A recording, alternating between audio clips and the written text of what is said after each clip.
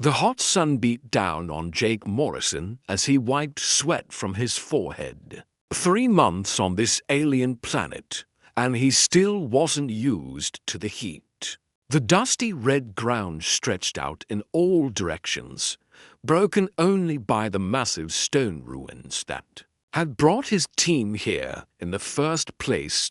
Jake was a scientist who studied old things from space. His job was to figure out what alien races were like before they died out. This planet called Kepler-4 for to see was his biggest find yet. The ruins here were older than anything humans had ever discovered. "Jake, you need to see this," called Lisa Grant from inside the temple. She was the team's language expert, always trying to decode the strange writing they found carved into walls. Her voice echoed through the stone corridors, sounding excited but also nervous. Jake grabbed his equipment bag and jogged toward the temple entrance. The building was huge, made of black stone that seemed to absorb light instead of reflecting it. Strange symbols covered every surface, telling stories his team was still trying to understand. Inside the temple, Sam Parker was crouched next to a wall, running his scanner over the stones. Sam studied rocks and dirt for a living, but on alien worlds that meant figuring out how entire civilizations had lived and died. His scanner was beeping faster than usual. "The readings are off the charts down here," Sam said without looking up. "There's something behind this wall that's giving off more energy than our entire ship." Ryan Torres stood guard near the entrance, his hand resting on his weapon. Ryan was their protection against any dangers they might find. He had been a soldier before joining the space exploration program. His job was to keep the scientists alive while they did their work. "How far down does it go?" Jake asked, looking at Sam's readings on the small screen. "At least 50 feet, maybe more. But there's definitely a chamber down there, and whatever's in it is still active after thousands of years." Jake felt his heart speed up. Finding active alien technology was the dream of every space archaeologist. Most of the time, they only found broken pieces and empty buildings. Something that still worked after so long would be worth more than everything they had discovered so far. It took them to days to break through the wall safely. They had to be careful not to damage anything important. Each stone was photographed and catalogued before being moved. Jake had seen too many important discoveries ruined by impatient digging. When they finally broke through, cool air rushed out of the opening. The chamber beyond was completely dark, but their lights revealed smooth walls that curved away into shadows. The energy readings were so strong now that their equipment was having trouble staying calibrated. "I'm going in first," Ryan said, checking his gear. "We don't know what kind of security systems might still be working," Jake wanted to argue. But Ryan was right. They had found plenty of evidence that this alien race had been very advanced. Any traps they had set would still be dangerous after all this time. The chamber was enormous. Their lights could barely reach the far walls. The ceiling disappeared into darkness high above them. But what made them all stop and stare was the figure standing in the center of the room. It was a statue, but unlike anything they had ever seen. The figure was tall, maybe 8 feet, with long arms and legs. Its face was beautiful, but strange. with features that were almost human but not quite right.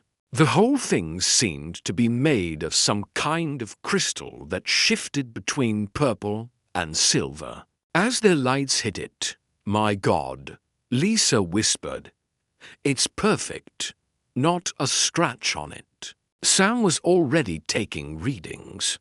The energy is coming from inside the statue. It's like there's a power source built into the crystal itself. Jake walked slowly around the figure. The craftsmanship was incredible. Every detail was perfect, from the flowing robes to the delicate fingers. But there was something else, something that made the hair on his arms stand up. "Does it look like it's watching us to anyone else?" he asked. The others looked more carefully. The statue's eyes seemed to follow them as they moved around the chamber. It was probably just a trick of the light, but it was unsettling. "The scanners can't penetrate the crystal," Sam reported. "Whatever this thing is made of, it's blocking our instruments." They spent the rest of the day taking pictures and measurements. The statue was definitely the source of the energy readings, but they couldn't figure out what was causing it. There were no visible power sources, no cables or connections. The crystal itself seemed to be alive with some kind of internal light. That evening, back at their camp, Jake couldn't stop thinking about the statue. Over dinner, he found himself describing it to the others again and again.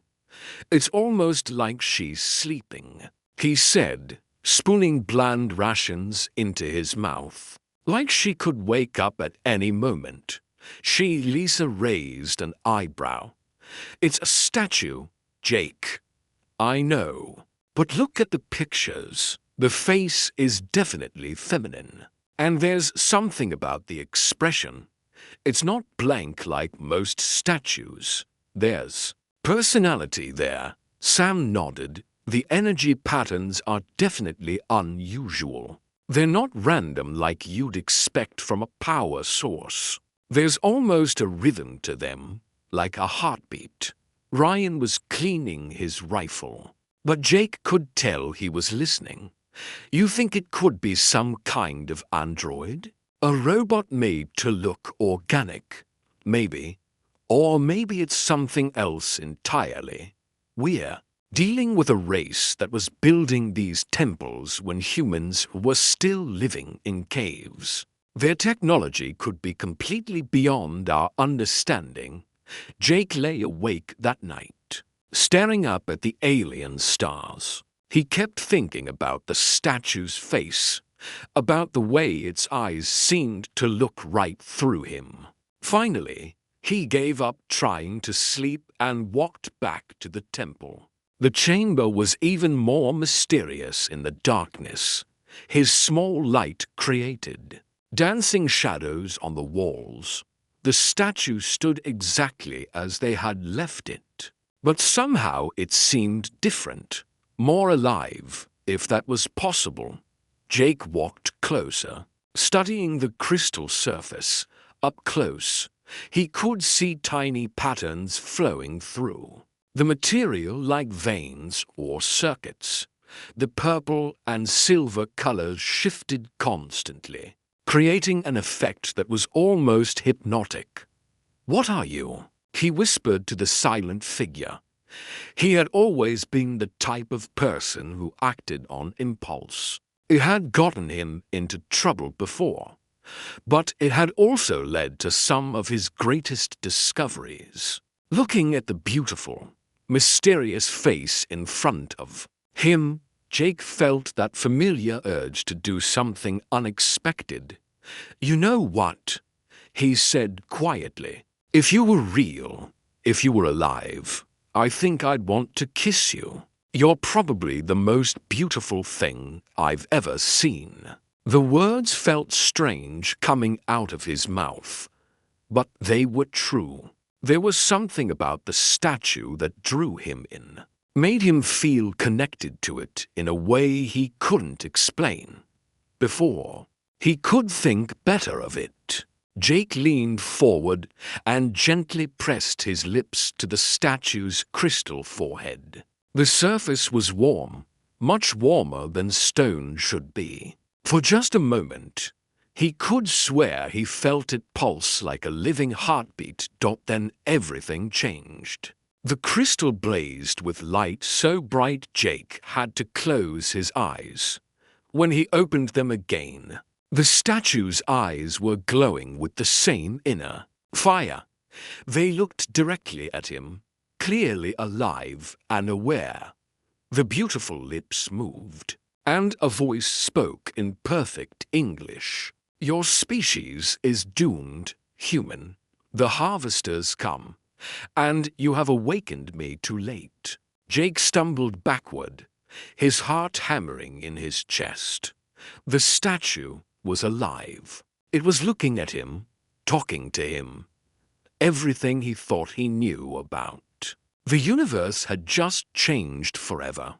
The glowing eyes followed his movement, and the voice spoke again. "But perhaps there is still time. Perhaps you are the ones we have been waiting for." Jake's hands shook as he stared at the glowing figure that had been a statue moments before. The crystal being stepped down from its platform with fluid movements. That seemed impossible for something made of stone. Its feet made no sound on the chamber floor. "Don't be afraid," the being said, its voice like music mixed with wind chimes. "I mean you no harm. My name is Zara, and I have been waiting for someone like you for a very long time." Jake's mouth opened and closed, but no words came out. His scientific mind was trying to process what he was seeing, while his survival instincts screamed at him to run. The being called Zara was beautiful and terrifying at the same time. "You can speak," Zara said, tilting her head. "I can sense your thoughts. They are loud and chaotic, like all human minds. But there is something different about you." "How do you know English?" Jake finally managed to say. His voice cracked like a teenager's. "I learned it from your broadcasts. Your species has been sending signals into space for decades. Radio waves, television, internet transmissions. We received them all." Zara moved closer, her crystal skin shifting colors in the light. "That is how the harvesters found you." Jake felt his blood turn cold. Harvesters? What are harvesters? Before Zara could answer, Jake heard running footsteps in the corridor outside. Ryan's voice echoed through the temple, calling his name. The others had noticed he was missing. "Jake, where are you?" Lisa's voice joined Ryan's, sounding worried. "Your friends are coming," Zara observed. "They will be frightened when they see me. Humans always fear what they don't understand. They're scientists," Jake said quickly. "They'll want to learn. That's what we do." Zara's expression was sad. "I hope you are right, because if your species cannot learn quickly, you will all die." Ryan appeared in the chamber entrance with his weapon drawn. When he saw Zara, he stopped dead in his tracks. His training told him to shoot first and ask questions later, but something made him hesitate. Lisa and Sam crowded behind him, their eyes wide with shock. The statue they had been studying all day was now standing and talking like a living person. "Everyone stay calm," Jake said, holding up his hands. "Her name is Zara. She's not dangerous." "Not dangerous?" Ryan kept his weapon trained on the crystal. Being Jake, that thing was dead stone an hour ago. Now it's walking around. That's pretty dangerous in my book. Zara looked at each of them in turn. Your friend has good instincts. I am very dangerous, but not to you. I am dangerous to the things that want to destroy you. What things? Lisa asked, her curiosity overcoming her fear. She stepped around Ryan to get a better look at Zara. The harvesters, Zara said simply. They are coming for your world. They have been traveling through space for 50,000 of your years, destroying every intelligent species they find. Sam lowered his scanner, which had been beeping wildly since Zara awakened. 50,000 years? That's impossible. Nothing could survive that long in space. They are not truly alive, not as you understand life, Zara explained. They are machines, built by a race that destroyed itself long ago. But they are more than simple robots. They learn and adapt with each civilization they consume. Jake felt sick to his stomach. Consume, you mean they eat people. They eat everything. All biological matter, all technology, all knowledge. They break down entire worlds and turn them into more machines like themselves. Each race they destroy makes them stronger and smarter. The team stood in stunned silence. Ryan finally lowered his weapon, but his body remained tense and ready. How do you know all this? Lisa asked. Zara's crystal form flickered, and for a moment she looked incredibly tired. Because my people fought them. We were called the Cytherians, and we were the guardians of younger races for millions of years. We protected civilizations like yours from threats they couldn't handle alone. Word Jake caught the past tense. What happened to your people? We lost. The simple words carried tremendous pain. The harvesters had grown too strong, learned too much from the races they had consumed. Our technology was no longer enough to stop them, so we made a desperate choice. Zara walked to the chamber wall and placed her hand against the stone. Symbols began to glow under her touch, creating patterns that hurt to look at directly. We scattered survivors across the galaxy, in hidden places like this one. Each of us was put into deep sleep, waiting for a race that might have what we lacked, a race that could succeed where we failed. What did you lack? Sam asked. Zara turned back to them, and her glowing eyes seemed to look right through them. Chaos, unpredictability, the ability to act without logic or reason. The harvesters are perfect machines. They can predict and counter any logical strategy, but they cannot understand madness. Jake laughed, but it came out shaky and strange. So you need crazy people to fight killer robots? In simple terms, yes. Your species has something we Cytherians never possessed. You call it creativity, intuition, luck. You make decisions that don't make sense, even to yourselves. You refuse to give up even when defeat is certain. Ryan shook his head. That sounds like a nice way of saying we're stupid, not stupid. Beautifully, chaotically alive. The harvesters have studied your broadcasts for decades. They have analyzed your movies, your music, your art. They are completely confused by you. Lisa was taking notes on her tablet as fast as she could type. When will they arrive? Zara's form flickered again, and Jake realized she was getting weaker. Soon, your kiss broke the final seal on my sleep chamber, but it also sent a signal. Into space, the harvesters will detect it and know that a guardian has awakened. They will come faster now. How much time do we have? Jake asked. Perhaps 10 of your years. Maybe less. The number hit them like a physical blow.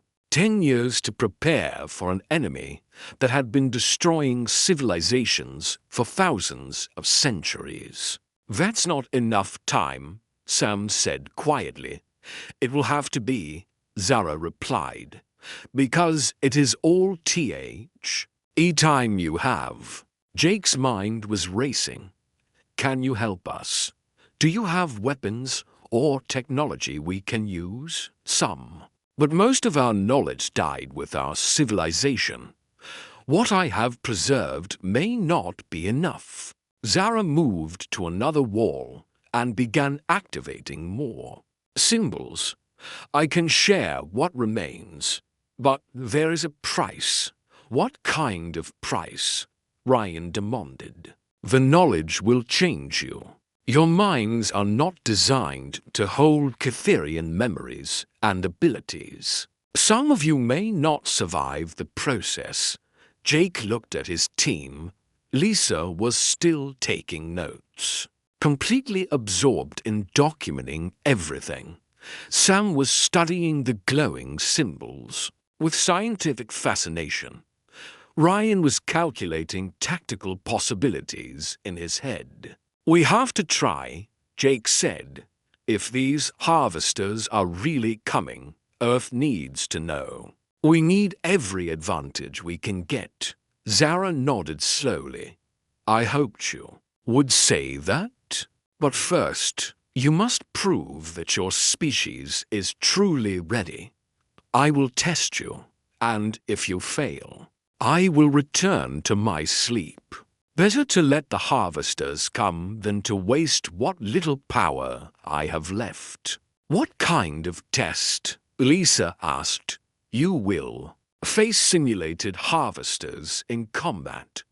You will solve puzzles that have destroyed other races. And you will look into the void between stars and see the true scope of what threatens your world. Jake felt his stomach drop. And if we fail, then your species dies, just like all the others. But if you succeed, Zara's crystal form blazed brighter. If you succeed, you will become something new, something that has never existed before. You will become the chaos that breaks the perfect order of the harvesters. The chamber fell silent except for the humming of alien technology. Jake looked at his teammates, seeing his own fear and determination reflected in their faces. When do we start? He asked. Zara smiled, and for the first time since awakening, she looked hopeful. Now, the air in the chamber changed. Jake felt it first as a tingling on his skin, then as a pressure in his ears. Zara raised her crystal hands, and the walls around them began to shift and move like liquid stone. The first test begins now, Zara announced. You must solve the puzzle of infinite pods. Many races have tried. All have failed. The chamber floor dissolved beneath their feet, but instead of falling, they found themselves standing on a platform made of pure light. Around them, thousands of glowing pathways stretched out in all directions, twisting through space like golden ribbons. Each path leads to a different outcome, Zara explained. Some lead to victory, some to destruction, most to nothing at all. You must choose the correct sequence of paths to reach the center.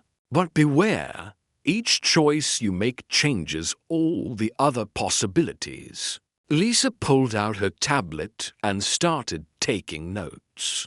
This is some kind of multi-dimensional problem. We need to calculate the probability matrices for each pathway. Sam was already studying the patterns.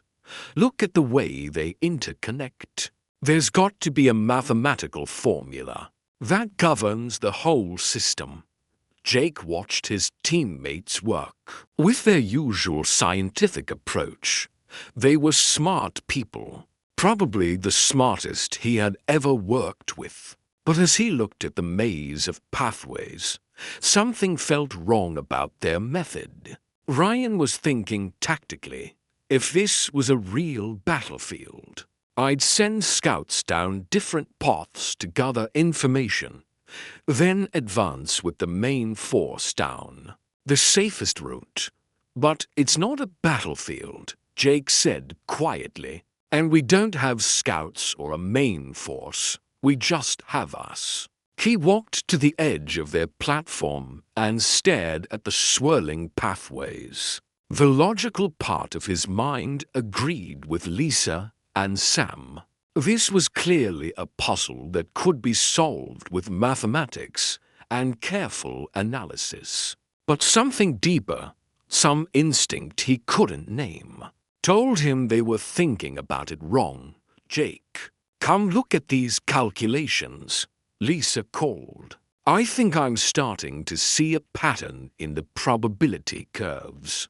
Instead of joining them, Jake closed his eyes. He tried to feel the pathways rather than analyze them. When he opened his eyes again, one particular path seemed to glow brighter than the others. It wasn't the most logical choice. In fact, it looked like it led directly into a dead end. That one, he said, pointing. What? Sam looked up from his scanner. Jake, that path doesn't go anywhere. It just stops in empty space. I know, but it feels right. Feels right? Lisa shook her head. This is a logical puzzle. We need to use reason, not feelings.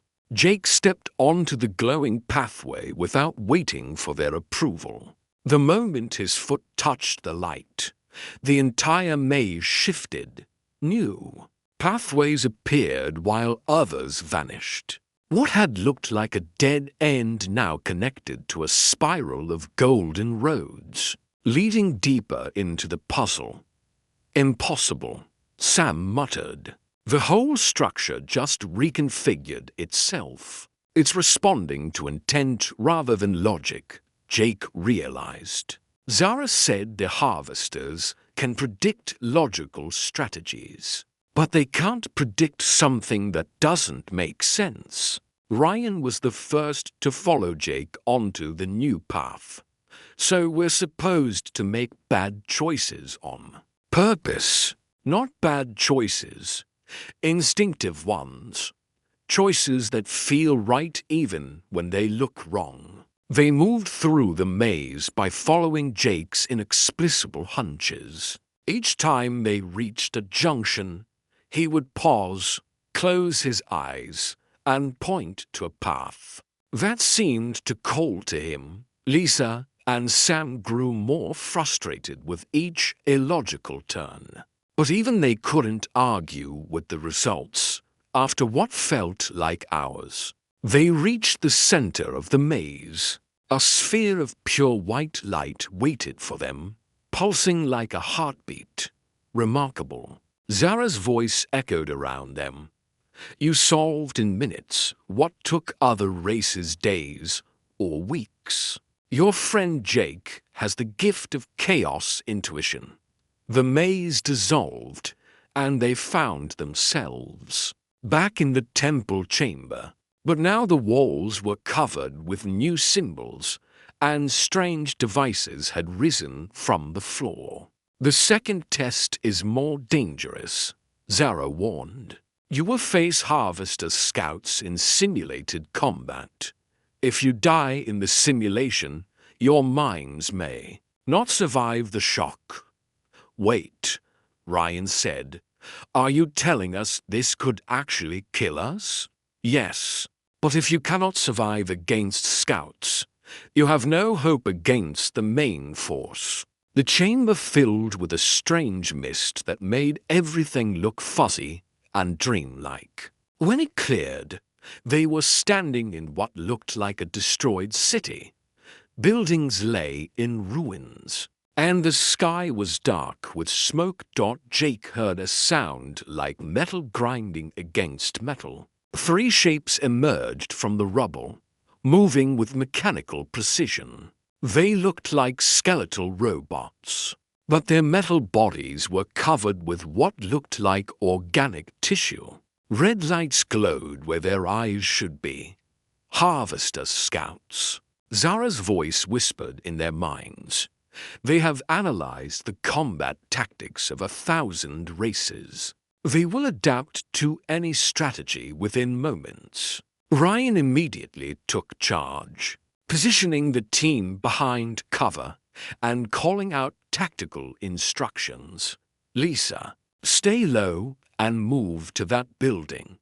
Sam, watch our left flank.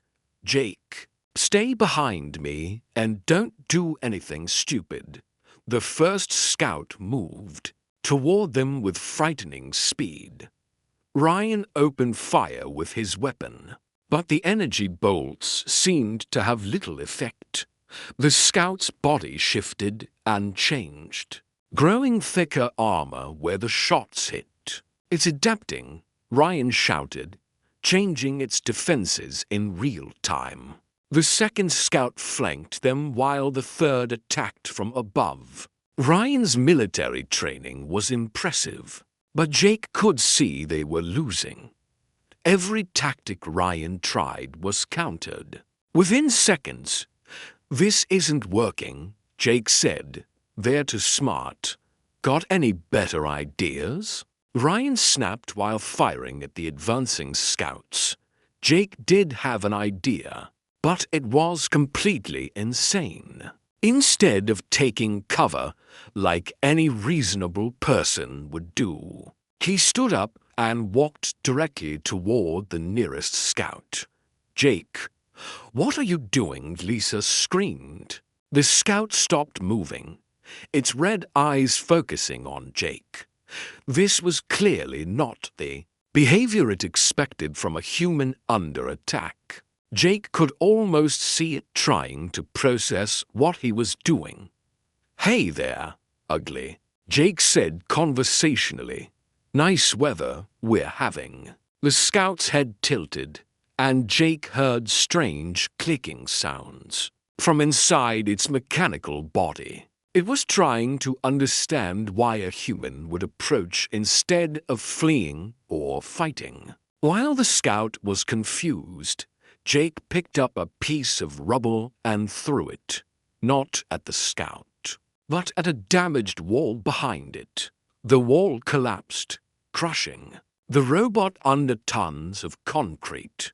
Random environmental manipulation, Jake called to the others. They can adapt to weapons and tactics, but they can't predict accidents. Ryan caught on immediately. Instead of shooting at the remaining scouts, he started shooting at the unstable buildings around them.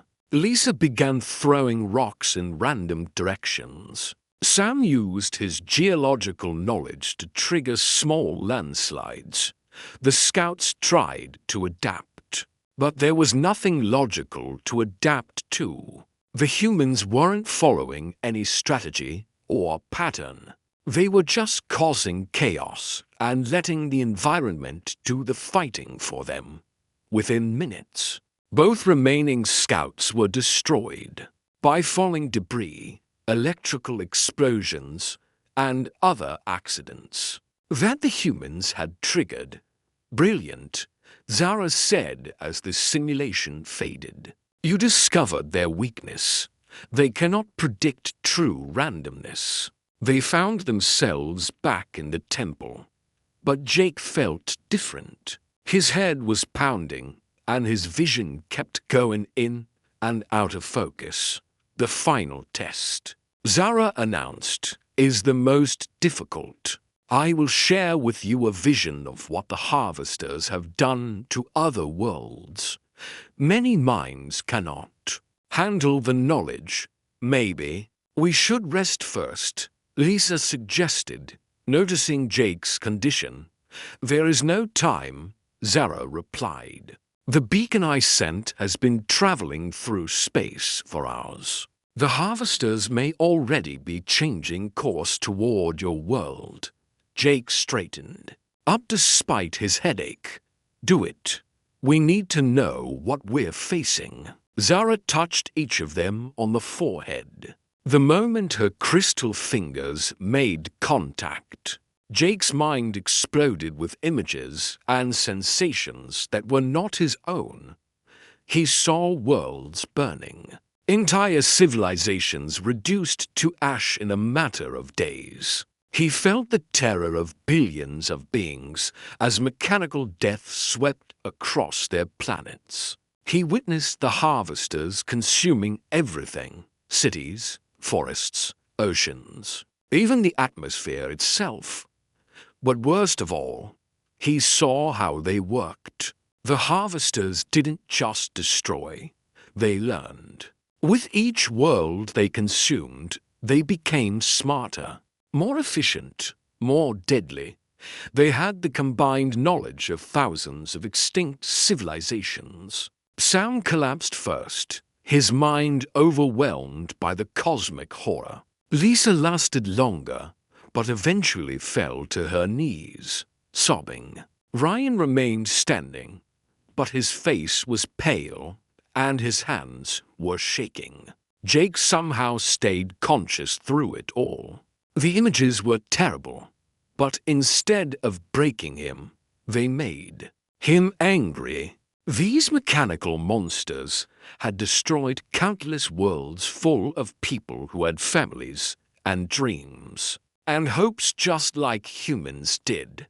I can see why your people lost, Jake said when the visions finally ended. You tried to fight them, like they were just another army. But they're not. They're a disease. Zara looked surprised. A disease? Think about it. They spread from world to world, consuming everything in their path and growing stronger. You can't fight a disease with conventional weapons. You need to find its weakness and exploit it. And what is their weakness? The flight back to Earth took 6 weeks, but it felt like 6 years to Jake. Every day that passed was one day closer to the harvester rival.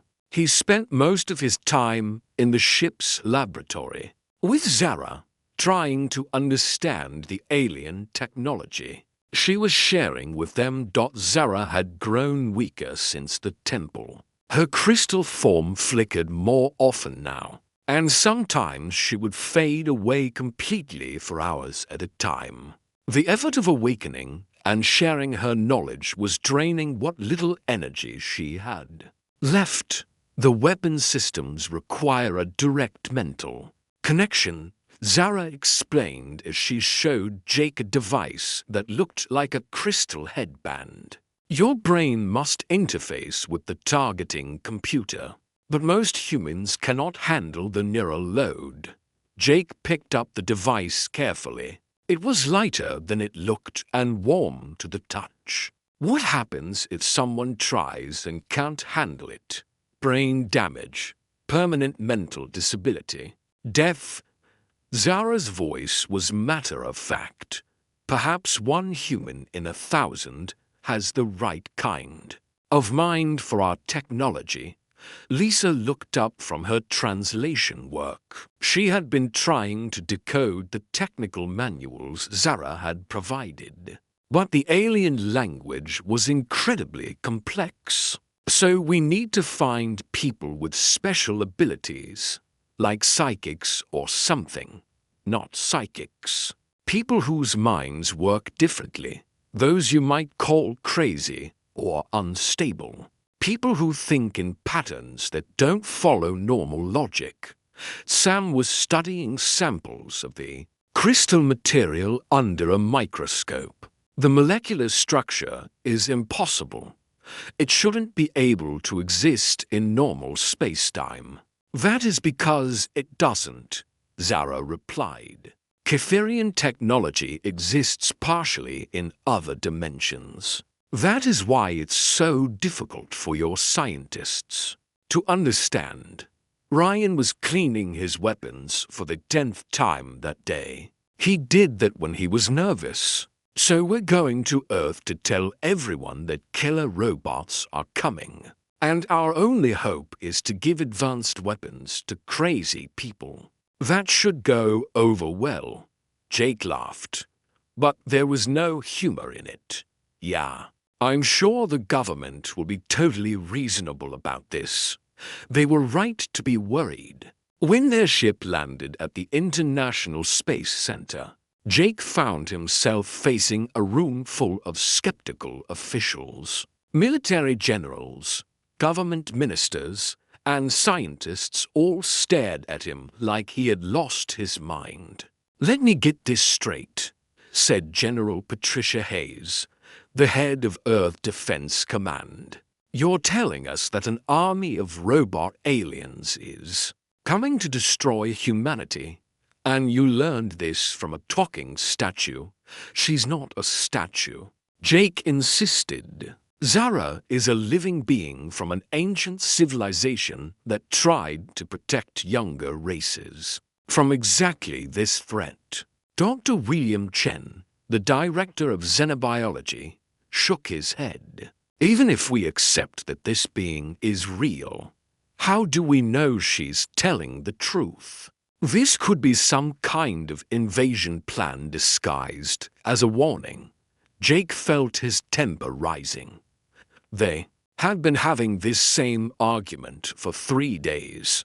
Because she's dying. She's using the last of her energy to help us. Why would she do that if she wanted to hurt us? Maybe that's part of the plan, suggested Minister Carol Blake from the Department of Alien Affairs. Make us trust her, then strike when we're vulnerable. Zara materialized in the center of the conference room, her crystal form blazing with frustrated energy. Several officials jumped out of their chairs and reached for weapons. "Fools," Zara said, her musical voice filled with anger.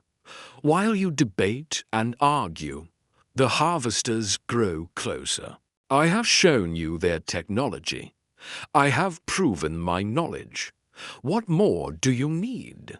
General Hayes was the first to recover from the shock of Zara's sudden appearance. She was a tough woman who had fought in 3 different wars.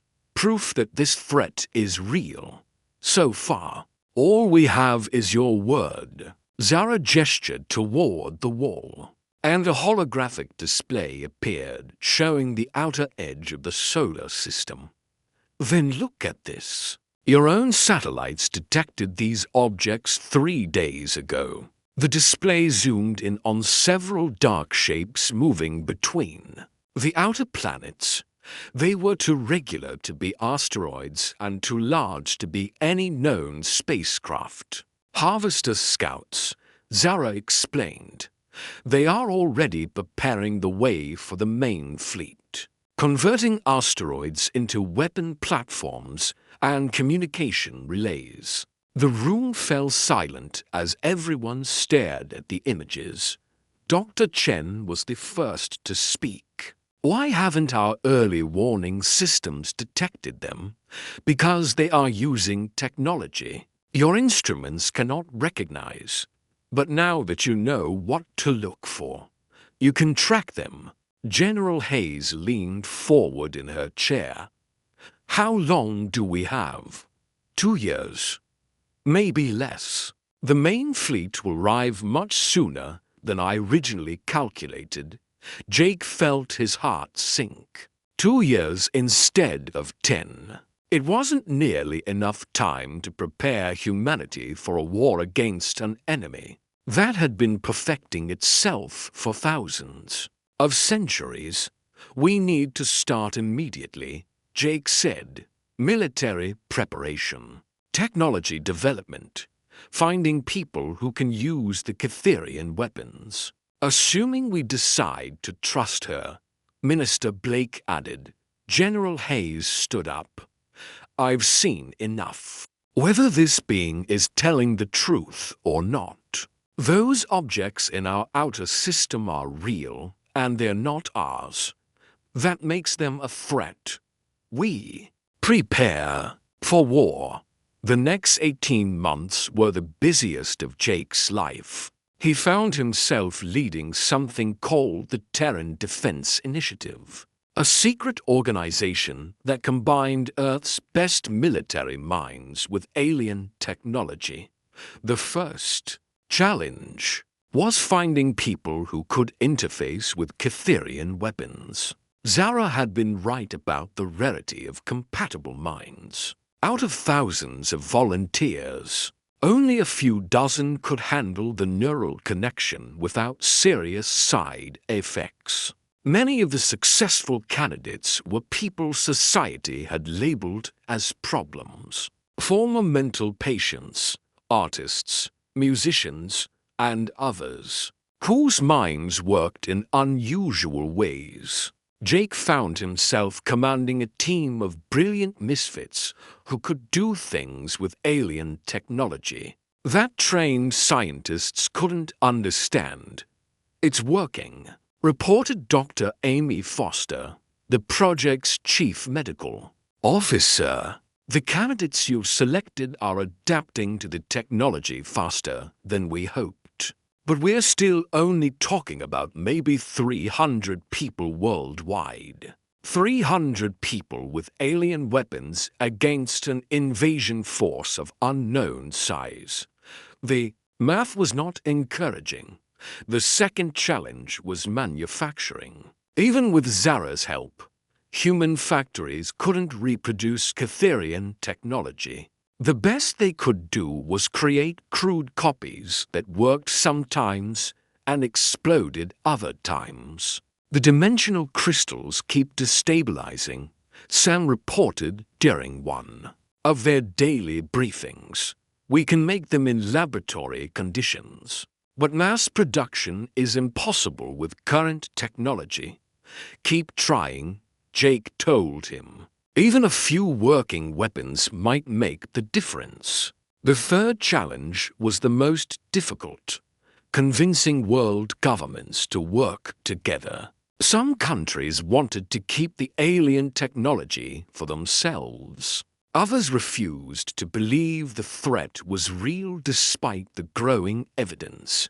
Jake found himself spending more time in political meetings than in weapons testing. He had to convince presidents and prime ministers that humanity's survival was more important than national interests. The Chinese are demanding equal access to all alien technology, General Hayes reported during one particularly frustrating week. The Russians want their own weapons manufacturing facility, and the Europeans are insisting on independent command authority. What about the Harvester Scouts? Jake asked. Are they still building in the outer system? Yes, our best estimate is that they've converted at least 50 asteroids into weapon platforms, and we're detecting more ships arriving every week.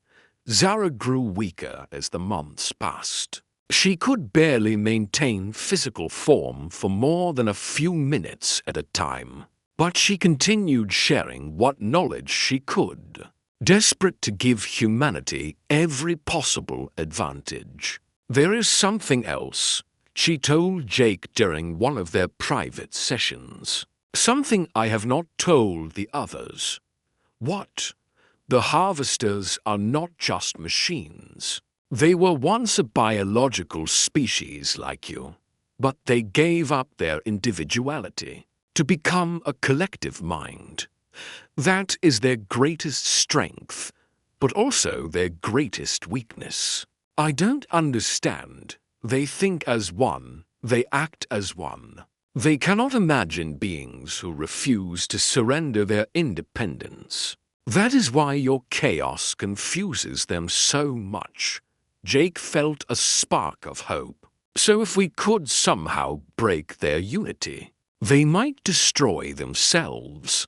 But first you must survive their initial attack, and that will require a miracle. Jake looked out the window at the peaceful Earth sky. Somewhere up there, an enemy was preparing to destroy everything he had ever known. In a few months, the war for humanity's survival would begin. Then we better start working on that miracle, he said. The first harvester ships appeared in Earth's sky on a Tuesday morning. Jake was drinking coffee in the command center when every alarm in the building started screaming at once. Multiple contacts approaching Earth atmosphere, reported Lieutenant Danny Walsh from the tracking station.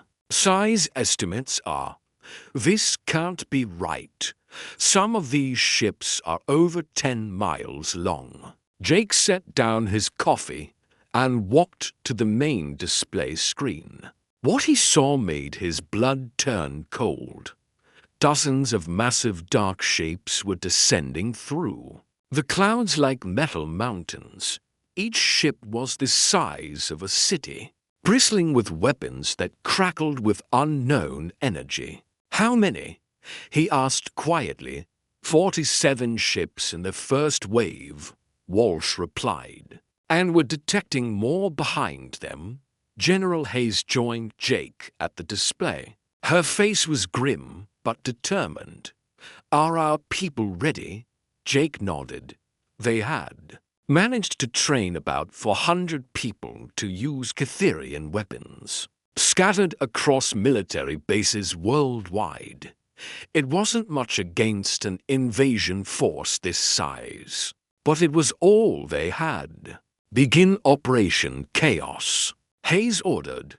The plan they had developed over the past months was unlike any military strategy in human history. Instead of meeting the harvesters in direct battle, they would use humanity's greatest strength, the ability to be completely unpredictable.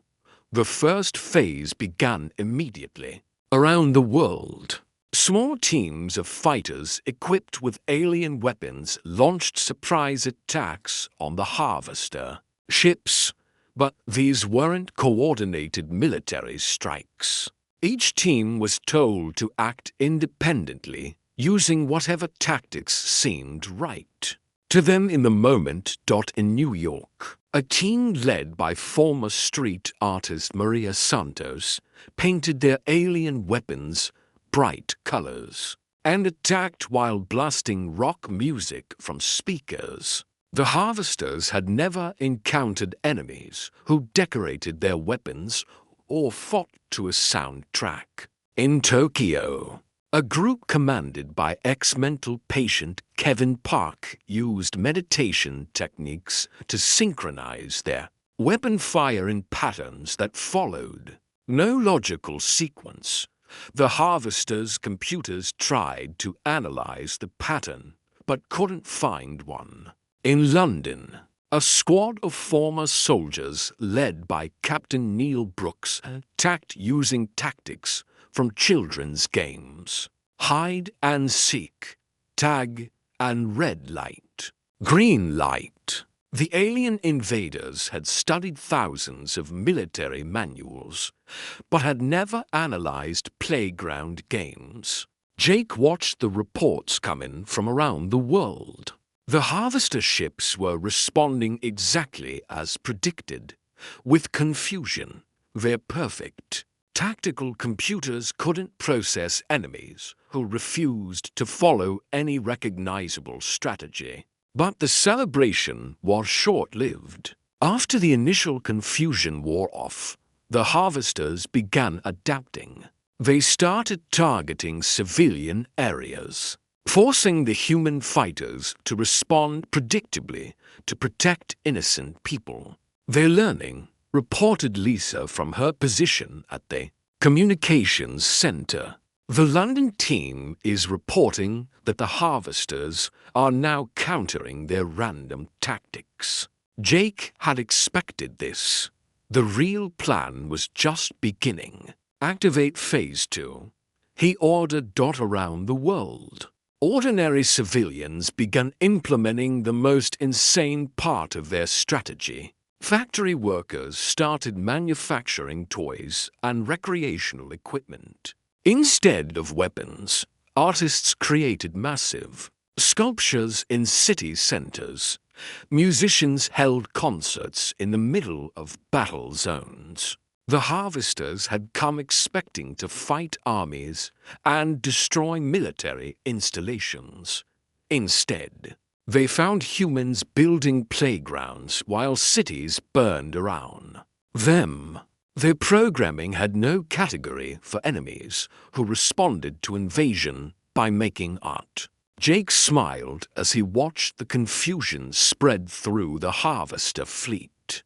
But he knew this was only buying time. The real battle was about to begin. Zara appeared. Beside him, her crystal form now so faint she was barely visible. "It is time," she whispered. "The virus is ready." Jake had spent months working with a team of hackers and computer experts to create something that had never existed before. A computer virus designed to affect mechanical minds.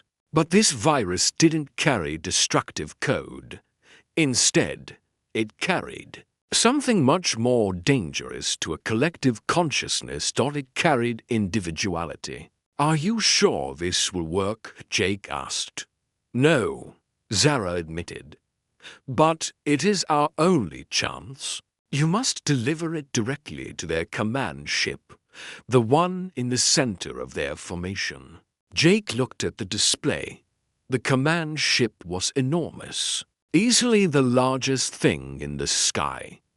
It was also the most heavily defended, surrounded by dozens of smaller vessels. "How do I get close enough?" "By doing what humans do best," Zara said with a weak smile, "something that makes no sense at all." 20 minutes later, Jake was sitting in the pilot's seat of a captured harvester scout ship. The small vessel had been damaged in the initial fighting, but Sam and his engineering team had managed to get it working again. The plan was simple and completely insane. Jake would fly the enemy ship directly toward the command vessel, broadcasting surrender messages on all frequencies. The harvesters would expect him to be delivering intelligence about human defenses. Instead, he would be delivering a virus that could destroy their entire civilization. "Jake, this is suicide," Ryan said over the radio. He was leading the ground defense of the command center and couldn't abandon his post to come alongs. "Maybe," Jake replied as he started the alien ship's engines. "But if it works, it saves everyone." Lisa's voice came through the communicator. "I've loaded the language protocols into your ship's computer. You should be able to communicate with them." Jake took a deep breath and launched the scout ship into the chaotic sky above Earth. Everywhere he looked, human and harvester forces were engaged in the strangest battle in history. A group of children were flying kites near a crashed alien ship while soldiers, with crystal weapons, provided cover. A brass band was playing on a rooftop while laser beams crisscrossed the air around them. It was beautiful and terrifying and completely human. The flight to the command ship took 15 minutes that felt like 15 hours. Jake's hands were sweating on the controls as harvester fighters surrounded his small vessel. at any moment. They might decide he was a threat and blow him apart. Unknown vessel, identify yourself, came a mechanical voice over his radio. Human pilot requesting permission to surrender, Jake replied, trying to keep his voice steady. I have intelligence about Earth's defenses. There was a long pause. Then, proceed to Docking Bay 7. Any hostile action will result in immediate destruction. Jake's heart was pounding as he guided the scout ship into the massive command vessel. The docking bay was larger than some Earth cities, filled with ships and mechanical creatures that looked like they had been built from nightmares. The moment he landed, Jake was surrounded by harvester drones. They looked like walking skeletons, covered in metal and flesh, their red eyes glowing as they scanned him with various instruments. Follow, one of them commanded in a voice like grinding metal. Jake was led through corridors that seemed to stretch forever. The walls were covered with organic-looking circuits that pulsed with sickly light. Everything about the ship felt wrong, like it was alive but not in any way Jake could understand. Finally, he was brought to what appeared to be the bridge. The room was dominated by a massive sphere covered in thousands of blinking lights. As Jake watched, he realized the lights were eyes, all staring at him with cold intelligence. Human, the sphere spoke with a voice that seemed to come from everywhere at once. You offer surrender. What intelligence do you bring? I bring knowledge of how humans think, Jake said, pulling out a small device that looked like a memory stick. Everything about our psychology, our strategies, our weaknesses. This was partly true. The device did contain information about human psychology, but it also contained something else. Millions of individual personality profiles created by combining human brain scans with Cytherian technology. Acceptable, the sphere replied. Transfer the data. Jake plugged the device into what looked like a data port. Immediately, information began flowing into the harvester network, but along with the tactical data came something the collective mind had never experienced before. Individual thoughts, personal memories, the chaotic, beautiful, contradictory mess of human consciousness. For a moment, nothing happened. Then Jake heard something he had never expected from the Harvester Command Center. Confusion. What is this? The sphere demanded. These thought patterns are wrong, contradictory. How can one mind hold opposite ideas simultaneously? The virus was working. Jake could see lights beginning to flicker differently across the sphere's surface. Some sections were pulsing faster while others slowed down. The perfect unity of the collective mind was breaking apart. This is what it means to be individual, Jake said. To think your own thoughts, to make your own choices, to be free. Free, the word seemed to cause physical pain to the collective. Freedom is chaos. Freedom is weakness. Freedom is what makes us human. Across the Harvester fleet, something unprecedented was happening. Individual ships were beginning to break away from the formation. Some continued attacking Earth, while others stopped firing entirely. A few even turned their weapons on their former allies. The collective mind was fragmenting as individual harvesters remembered what it felt like to be themselves. Some chose to continue the ancient mission of destruction, but others, horrified by what they had become, chose to fight against their former selves. Jake watched the chaos spread through the bridge around him.